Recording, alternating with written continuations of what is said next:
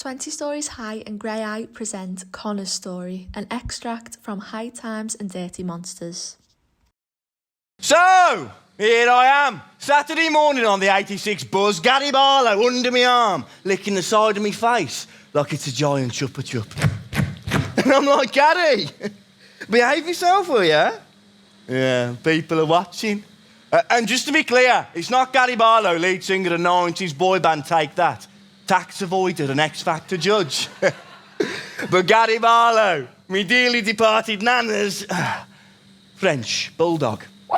She was the biggest Gary Barlow fan this side of Birmingham, I'm telling you. We even did a karaoke at her funeral. You were well chuffed with that, weren't you, GB?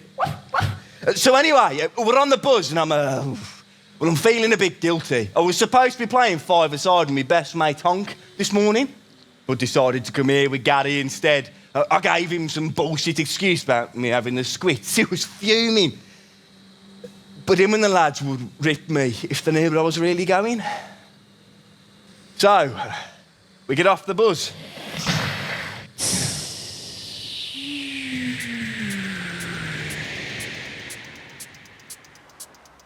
And it's a part of town I don't know that well. Oh, come on, Gary. You're a lazy bugger. Right, come on then. Hop in me rucksack. And we're on our way. His little head's poking out the top. But already I can feel too many eyes on us and it's making me edgy. I try to work out where we're going on Google Maps. Sometimes, if I'm in a new place, I might stop and ask someone for help, you know, because I can't see brilliantly. But today I just need to stay low-key. We wander around for a bit. And I'm about to give up because I'm just fed up of looking like a lemon as all these buildings blur into one. But then I stop, dead in my tracks. Because there, on the side of a wall's a big fuck-off painted sign with a big arrow pointing us in the right direction. And instead of feeling relief, my heart begins to pain. I walk towards the building. And already there's a queue of people waiting outside. It's not open for another 10 minutes. I thought if I come early, I'd just be able to slip in and out without being seen. Oh, sod it.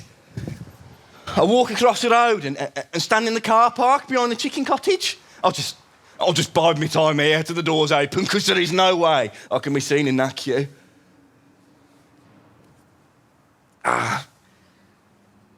Ain't none of this would be a problem if old Gary wasn't such a TikTok star. He's a bit of a celeb in the canine cosplay community, you see? And the last thing we want is someone taking a pic of us and posting it online. We'd never live it down. Oh, I know, mate. Hey, you want to see a picture of him in one of his outfits? Got one on my phone. And for those of you who can't see brilliantly, like me, I'll describe him for you. Hey, he's a gorgeous French bulldog dressed up as Grogu, or Baby Yoda, as some people incorrectly call him.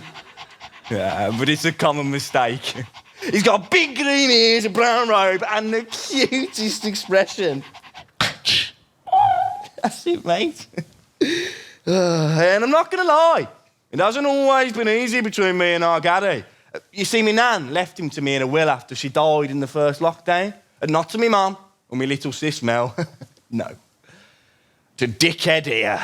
I was like, oh, you've got to be kidding me. I mean, look, I loved me nan to bits, right, but, well, we were always playing practical jokes on each other, you see, and I reckon this was her having the last laugh. Yeah, because you know I hated Gary. Yeah, to the core of my being. I know. No, I did. I used to call him the Randy Rat, because every time we go round for Sunday dinner, he'd come up to me and start humping me leg at 200 thrusts a minute with his nasty lipstick dick poking out.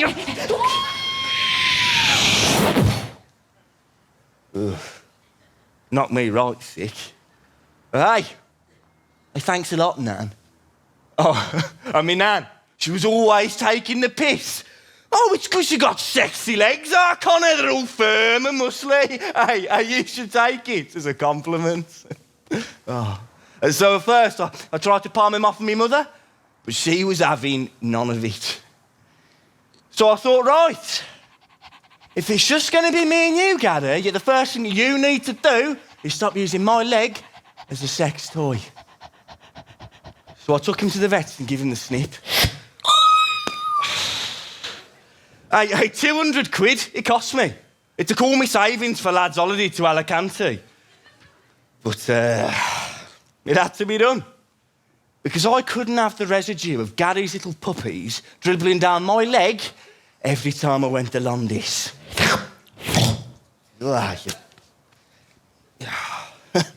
I mean, once she settled in now, we proper bonded. And during that first bit of the lockdown, well, it was a real lifesaver. Became one of the family, like. Yeah. Yeah, it was still me that had to walk and feed you, though. And clean up all your sloppy ploppies, wasn't it, bud? Yeah.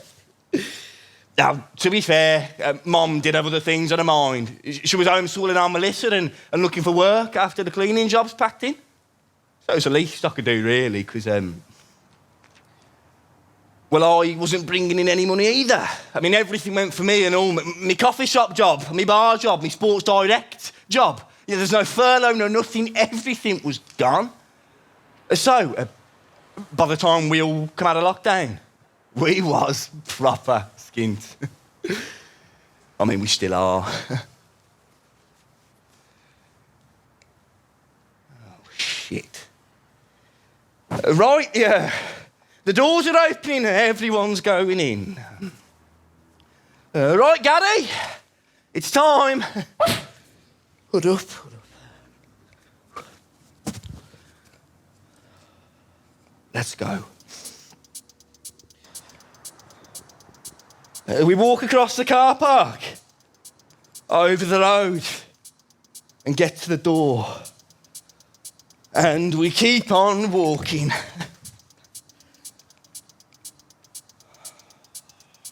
Shit. I can't do it. Oh, come on, Connor, stop being such a dick.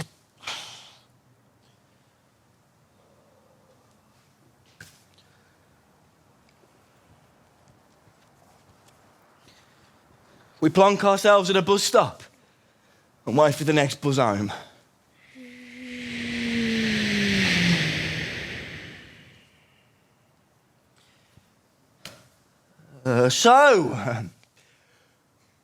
Basically how all this came about was, yesterday morning I was taking GB out for a walk, and as I step out my front door, old Jed walks past from over the road, and he's like, "Hey, what have you done to poor Graeae? Look at the state of him, he's as thin as a communion wafer." Oh, and I just lost it. Oi, stop body shaming our Graeae, you. There is nothing wrong with him. He's just a bit more defined than he used to be. That's all. And then he was like, well, if you don't do something about it, I've a good mind to call the RSPCA. God, I mean, what an absolute bellend. And then, in the afternoon when I was working my shift at the subway, just had a mini meltdown. I went into the stock room, plonked myself down on a big tub of jalapenos and sobbed my heart out because, well, deep down, I knew Jed was right. I was just too ashamed to admit it. You see, over the past few months, I haven't been buying Graeae as much dog food as I usually do, you know, because of the price increases. And then Linda, my subway manager, comes in and finds me all puffy-eyed, and I'm thinking, Christ almighty, this is the last thing I need, because, well, I hate people feeling sorry for me. Look, I get enough of that, you know, because I'm visually impaired. But she was dead nice, as it turns out. So I told her everything and she threw me a right curveball. Connor, you don't need to be struggling, love. You see, our Janice had the same issue with her cockapoo. She ended up going to a special food bank for pets. A food bank for pets? Are you serious? Look, I'm not a charity case, Linda. No offence, like. I will find a way. Thanks for listening, though.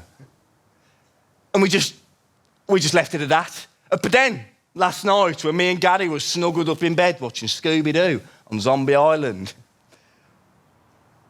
I felt his little ribs digging into me. So I Googled the address and here we are.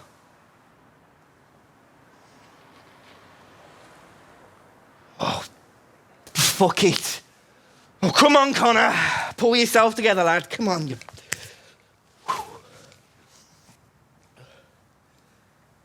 Let's go.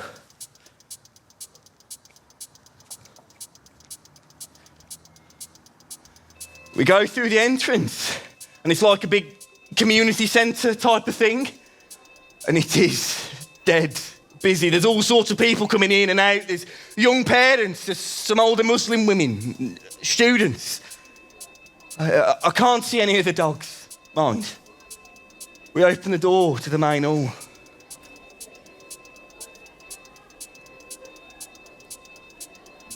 Oh, no.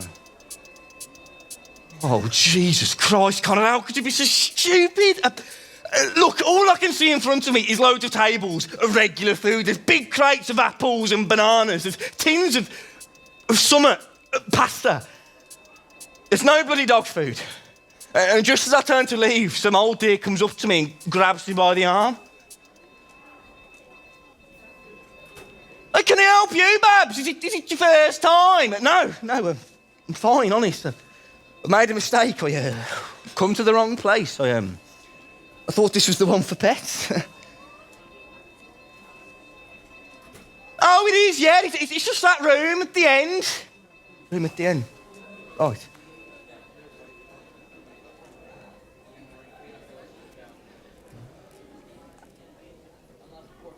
Can you show me the way? I can't see brilliantly. That's why I've brought my little guide dog with me. She laughs, but I can tell she doesn't know if I'm being serious or not. I love cracking that one. Oh, Gary, let's have a little wine. He's heard that joke well too many times. She takes me by the arm, and by the time we get to the back room, Mags has told me her whole life story, and it's like she's my new best mate. Oh. She reminds me of me nan. She reads out the small print on the labels, and there's actually a good selection. I take Gary out of my rucksack, so we can see what's what, and they have got everything. They've got chicken and rice, beef, vegan, and Gary's absolute favourite, pea and fish. I feel the thump of his little tail wagging against my leg. And Mags gives us a couple of bags and takes us to the front desk to fill out some paperwork. I just want to get out of here before we're spotted, man. And then she goes, are you sure you don't want anything for yourself, love? We've got loads to choose from. No, I'm fine, honest. Please, give it to someone who needs it. Well, is there anyone else? Is there anyone else at home who might like something?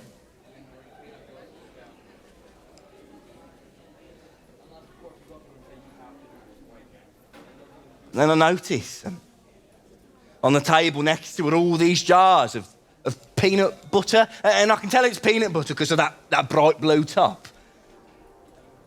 And our Mel fucking loves peanut butter. She used to have peanut butter wraps in a packed lunch as a special Friday treat. You know what? Is it okay if I just take a jar of peanut butter for me sis? Hey, of course, Babs. I take a basket. fill your boots. No, honest, this is perfect. We say after ours.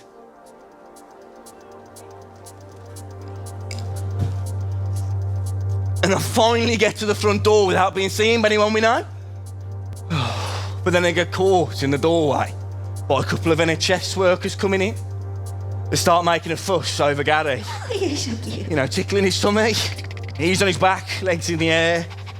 Hey, you'll be there all day if you're not careful. He's a right little tart. They move on. They're smiling and laughing. And I watch them fill up the basket. It's as bold as you like. And I feel that monster of shame that sits in the pit of my stomach slowly disappear, because, well, I don't know, like, all the people in here are just dead normal. And no one's clocking each other. There's no judgment. It just feels dead, well, friendly, like everyone's helping each other out. And then I realised none of this is my fault. You know, we've tried so fucking hard.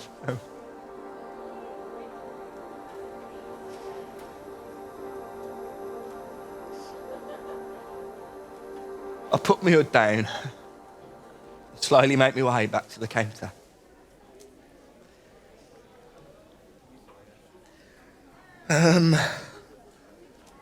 Actually, Mags, you know what? I think I will take a basket if that's okay. Could you take me round again? And we could pick out a few things. She smiles. And as we go round, she tells me that there are actually more food banks in the UK than Mackey's. It's got nearly double. So I think, oh, fuck it, you know, when I see Onk and the lads later, I'm just going to tell them where I was. You know, I'll just tell them that I am a food bank user. And you know what? I am not ashamed. And neither's Gary. 20 Stories High, Graeae, Everyman and Playhouse, and Leeds 2023.